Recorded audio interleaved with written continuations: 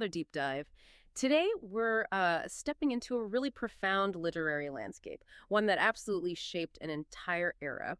We're plunging into Ernest Hemingway's, well, seminal novel, The Sun Also Rises. So our mission today is to uncover how Hemingway, with his, deceptively simple prose, managed to capture the raw, fractured heart of the lost generation. We'll explore his unique style, delve into the compelling plot and those unforgettable characters, and sort of unearth the enduring themes and rich symbolism, all the stuff that makes this novel such a powerful, timeless exploration of disillusionment and, well, that relentless human search for meaning. Think of this as your essential shortcut, maybe, to truly understanding a crucial piece of modern literature. And that's exactly why this deep dive is so valuable for you, I think. Understanding the sun also rises offers more than just literary insight. It gives you this profound lens into a pivotal moment in history, and crucially, the human condition itself. It speaks directly to the lost generation, that term for the young adults who came of age during World War I. They often felt disoriented, disillusioned, spiritually adrift after the war. This book shows us not just what happened, but why it matters so deeply, and importantly, why its echoes, well, they continue to resonate with us today. That's a powerful setup. So, okay, let's start at the source. The architect himself, Ernest Hemingway. His craft? Before he was the renowned novelist we know, he cut his teeth as a journalist.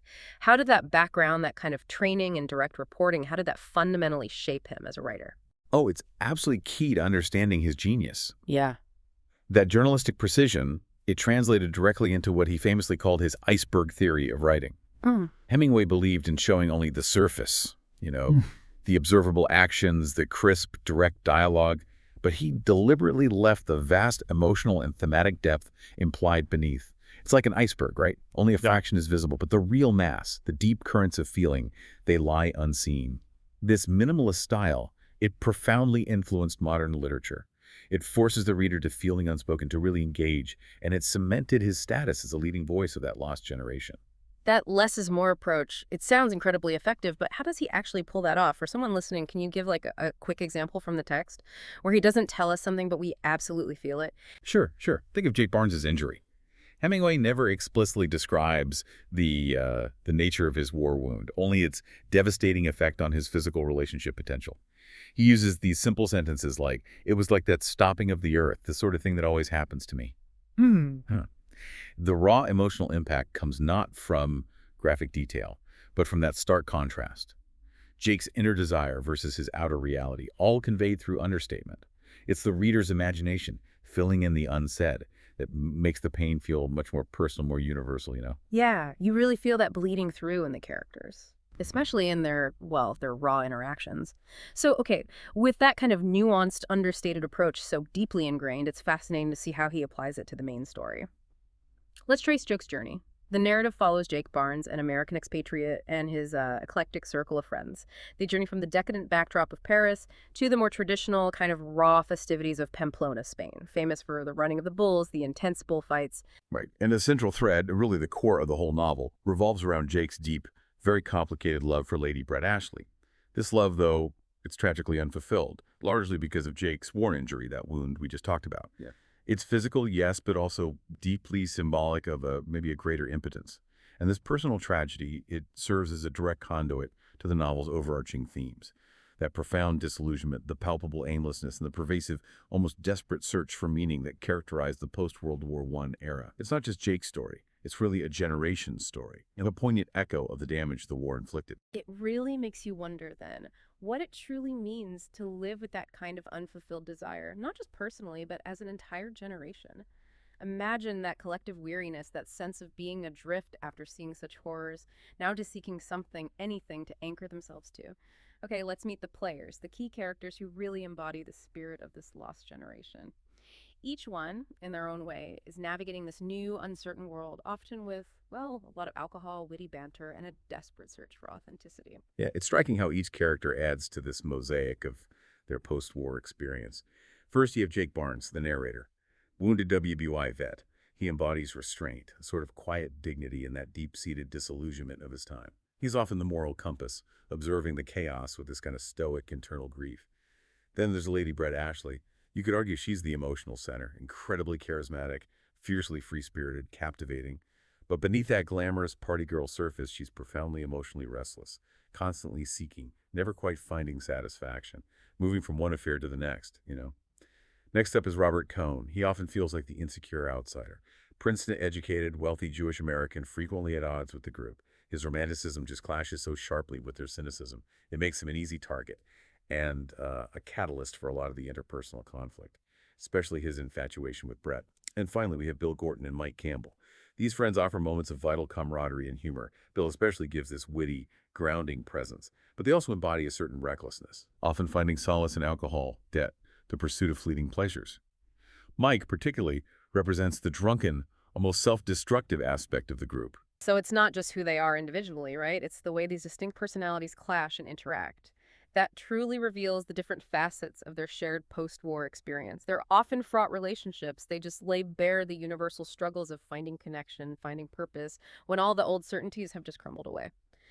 Okay, now, moving beyond just the characters, here's where it gets really interesting, I think. Let's explore the major themes resonating throughout The Sun Also Rises. Themes that feel just as universal and profound today, stretching far beyond the 1920s. Absolutely. A key insight is how deeply this novel delves into the lost generation itself. It's not just a label, it's the core theme. That widespread disillusionment, the spiritual emptiness among post-WWI expats who felt severed from traditional values. Think of their relentless aimlessness, cafe to cafe, party to party. It's palpable. The novel also offers this powerful exploration of masculinity and identity. Jake's war injury, as we've discussed, becomes this potent symbol of lost vitality, but it also prompts a profound questioning. What does it mean to be a man in a world that's irrevocably changed? His quiet resilience in the face of it speaks volumes. Then there's the really poignant theme of love and desire. That tragic, unfulfilled romance between Jake and Brett is central. It examines the complexities of desire that, for various reasons, Jake's injury, Brett's own restlessness, just cannot be fully realized or sustained.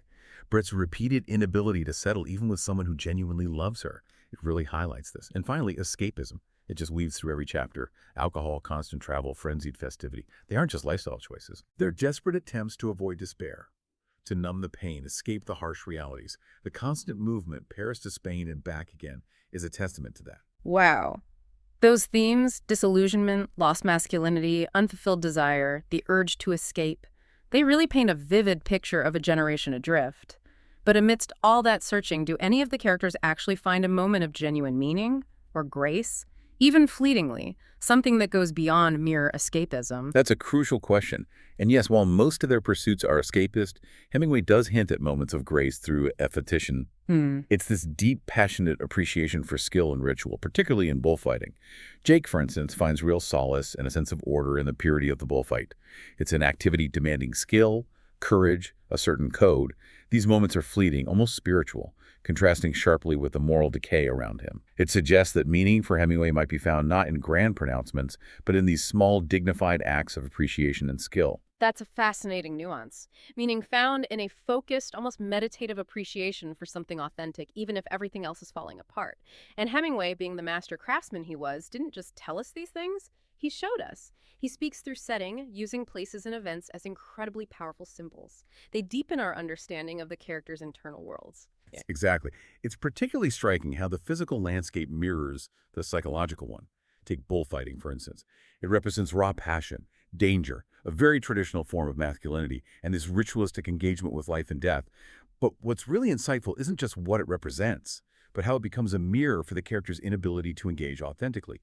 Jake appreciates the epiphany, sure, but he's always an observer, never a full participant, reflecting his own fragmented masculinity and the group's detachment from genuine experience. Then you have Paris. For much of the novel, it symbolizes decadence, constant distraction, a pervasive spiritual emptiness. It's a playground of parties, yes, but one that ultimately fails to provide real solace or meaning. Just more confusion, more hangovers. By contrast, Pamplona offers this stark, almost brutal authenticity. It stands for tradition, for a raw intensity, a fleeting sense of purpose, both in the religious festival and the bullfighting. It provides a sobering comparison to their lives in Paris, forcing the characters and us to confront what they've lost, what they're truly searching for, even if they can't quite grasp it. So Pamplona offers this sharp contrast to Paris. It makes me wonder then if that fleeting sense of purpose found in the ritual of the bullfight, is it ultimately just another temporary escape? Or does it point to a deeper, maybe more enduring truth? Hemingway wanted to explore about finding some kind of order in chaos. I'd argue it points towards the latter. The ritual of the bullfight provides a sense of grace under pressure, which is so central to Hemingway's whole philosophy. For characters like Jake, it's a moment of order, of integrity, in a truly chaotic world, a way of facing death with dignity. It's not a permanent solution, no, but it is a moment of clarity that contrasts sharply with the aimlessness of Paris, a glimpse of potential meaning, however brief. That's a powerful contrast. Okay, let's revisit Hemingway's distinct style then. Those short, direct sentences, that understated emotional tone. How does that connect directly to the novel's deeper message? It feels like more than just a stylistic choice. It seems fundamental to the whole experience, right? Especially in conveying those subtle truths. Precisely, yeah. This stylistic choice inherently contributes to the novel's profound existential undertones. The characters are constantly struggling, trying to find meaning in what they see as a broken, often meaningless world, a world shattered by war. Hemingway's prose, by stripping away flowery language, emotional excess, it mirrors this stark reality perfectly. Think of Jake's simple statement after a particularly tough interaction. I could not be angry with her. There was not enough of me to be angry with. That quiet resignation, the lack of grand gestures, it conveys immense internal conflict. Yet within that starkness, Hemingway also conveys this quiet resilience, a profound dignity in the face of immense loss and emptiness. It's about how they endure, not just how they suffer. So what does this all mean then for the characters and maybe for us? Hemingway's style, in its very structure, it mirrors their attempt to live with dignity, to carve out some form of grace under pressure, like you said, in a world stripped of grand certainties, easy answers. That's a powerful statement in itself, isn't it? Absolutely. His style is the message, in a way. It teaches us to look for meaning in the small, well-executed details, in moments of authentic experience, rather than expecting easy answers from a world that maybe has ceased to offer them readily. Right. So ultimately, why does The Sun Also Rises remain so significant today? Why should it still command our attention nearly a century later? Its enduring echo is just undeniable. This novel isn't just historically important, it has a lasting impact. It continues to resonate. It didn't just define the lost generation in literature, giving voice to their specific experience, their frustrations. It also firmly established Hemingway's reputation as a major American writer. And it offers this timeless exploration of post-war disillusionment, of a generation searching for footing that really continues to resonate far beyond its historical context.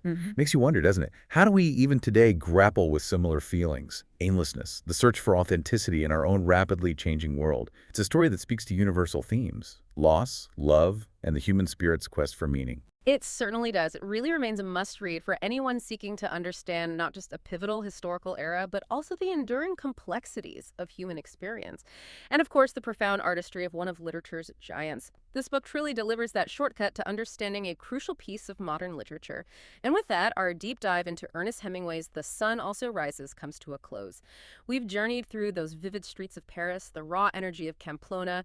We explored the complex minds of Jake Barnes and Lady Brett Ashley, and wrestled with that enduring search for meaning in a world that often feels, well, fractured. And in a world still grappling with disillusionment, with social upheavals, that constant search for authentic experience, The Sun Also Rises quietly, champions resilience and dignity. It asks us to consider where we find our own grace under pressure, how we navigate personal and collective loss. How might this timeless exploration inspire you, listening now, to confront your own challenges, or maybe just to seek out those precious moments of authenticity, of quiet dignity in your daily life? That's the question I think this novel leaves us with, long after the last page. A powerful thought to carry with you. Thank you so much for joining us on this insightful journey today. We encourage you to continue your own deep dives into literature, into life, into all the endless, fascinating facets of the human condition. Until next time, keep exploring.